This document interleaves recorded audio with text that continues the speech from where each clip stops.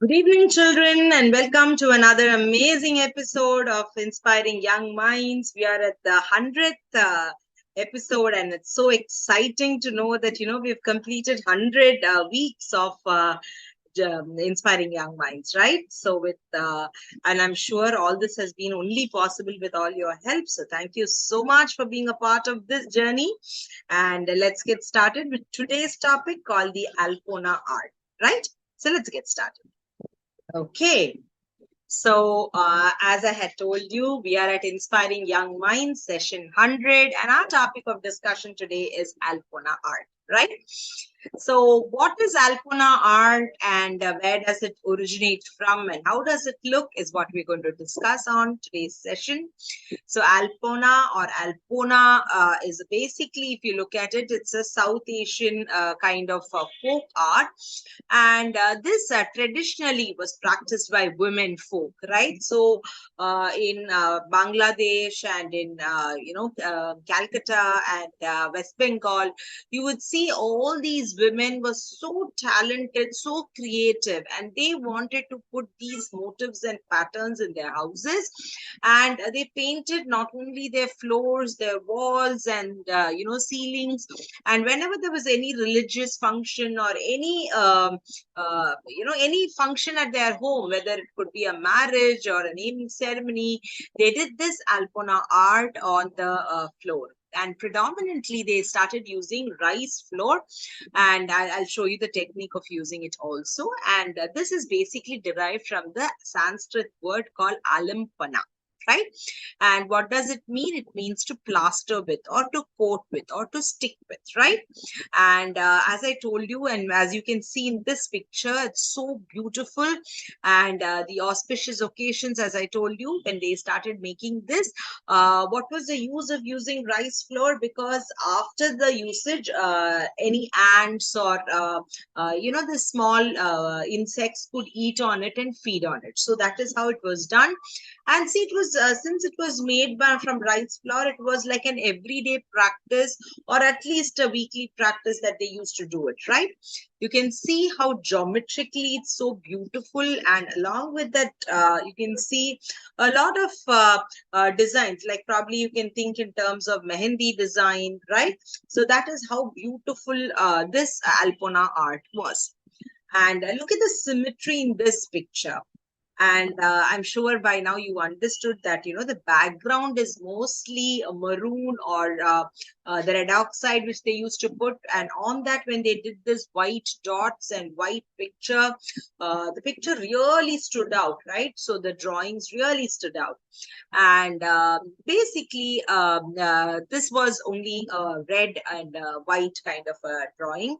But today, I think, there is a lot of color added to it. And, many people love these colorful, vibrant colors. And not only it is put on the floor right now, it is also put on dresses, on textiles. And, that is how fabric colors have also come into place.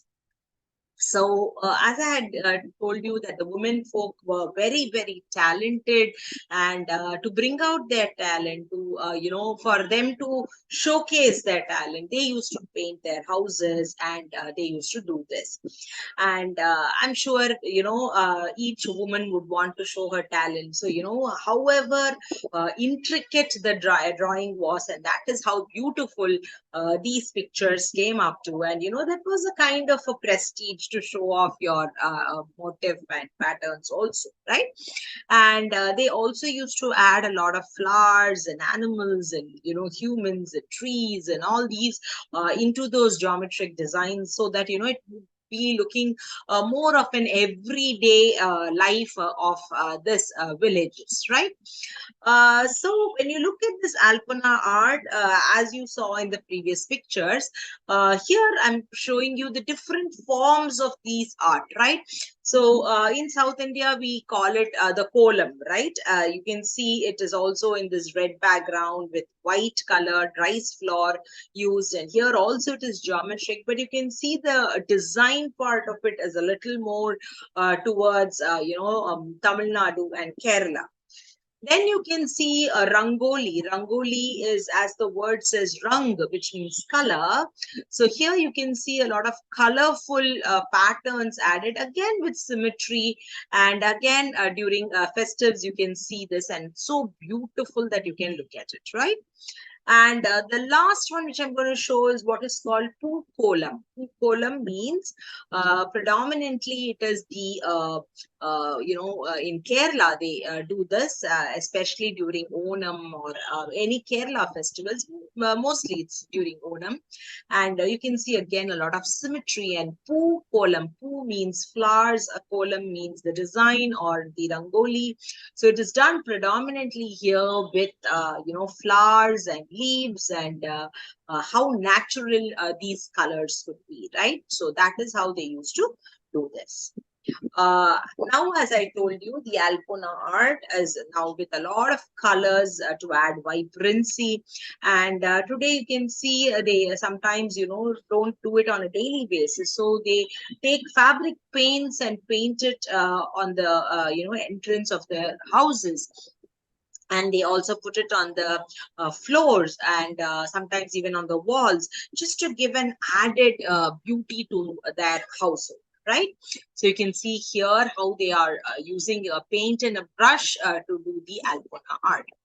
So Alpona is basically one of the expressive folk art forms, and these are, kind of a decoration for their houses. And see, today only you get all these decorations outside in the market, right? Initially or previously, they used to be done at home. Everything used to be very indigenous, very, people used to take an effort to do this, right? And every household used to do this. So it used to be like a village full of this art. Can you imagine how beautiful it would be? So here you can see this house, in front of it, how big the rangoli is, or the Alpona art, or the painting is. And you can see how dedicatedly they are doing it, right? So that's how huge they used to do in terms of festivity. And here you can see Alpona art even on the wall. So that's how beautiful you can see, and it gives a kind of a drama to the walls, right? And here again, you can see another Alpona art, very vibrant, very colorful, just to give a kind of a look. And look at this woman who's so, who's trying to show her talent. And you can see the young, the old, all of them would join in hands to do this Alpona art. And Alpona art, as I told you, they were done with rice flour, and then you add water and make it into a rice paste. And then, of course, the colors were added with the usage of charcoal, burnt earth, or any dried leaf to give it the natural colors. And sometimes vermilion borders and flower petals and greens were added to decorate this. Again, you can see another beautiful Alpana art of the village life being depicted. So traditionally, they were only drawn by women, and they used to use this from the white kernel, which was unprocessed from the sun-dried paddy, again with mixed with water. And they used to take pieces of cotton or gauze or any cloth, right? And they used to put it into this mixture, and with by giving a constant press of their hand, they used to draw the pattern with their hands. So how beautiful. And here you can see the black and white version. One side it is more of white with black design. The other one is a black background with a white one. So like a yin and yang, right? So something like that you can see. Here you can see an Alpona art drawn this Navaratri in the Howrah Bridge. So you can imagine how people and community gather to do this art, and to just revive, and to try to make the best out of the art form, right? So we at Inspiring Young Minds definitely love to show you the different forms of the culture and heritage of India, and with a lot of moral values that these 100 episodes have come up for all of you. I'm sure as young children that these would be the building blocks of your character and your behavior. And with today's world where too much of social media influence is happening, so much of negative information is being fed, a lot of effort was put in the Inspiring Young Minds to really instill a lot of value system in these young minds, right? So this is how we started, and I'm so excited to tell you all that we have had such a glorious 100 weeks of Inspiring Young Minds, and all the episodes for review is definitely there in our own YouTube channel, the Team Red Rockstars, Dr. Vidyaa Smile Dental Clinic. So you can watch the videos, you can like, share, subscribe, comment, and press the bell icon so that you can keep getting. And thank you so much for a patient listening. And I'm confident that you all would have enjoyed the session as much as we have enjoyed presenting them to you. And this is just the first phase of the Inspiring Young Minds with 100 episodes for all of you. And we would be taking a short break after this and then probably resume a little later, right? So till then, thank you so much to all the parents, to grandparents for monitoring the children as they watched all these videos. Thank you, children, for being a part of this, and thank you for integrally and actively participating in all the activities which we had at the Inspiring Young Minds. And I know the less I say about gratitude will be too much, right? Because each of you have been so much a part, like a family, that we have grown up together. So thank you, thank you, thank you, and in gratitude to each one of you. Thank you, dearies.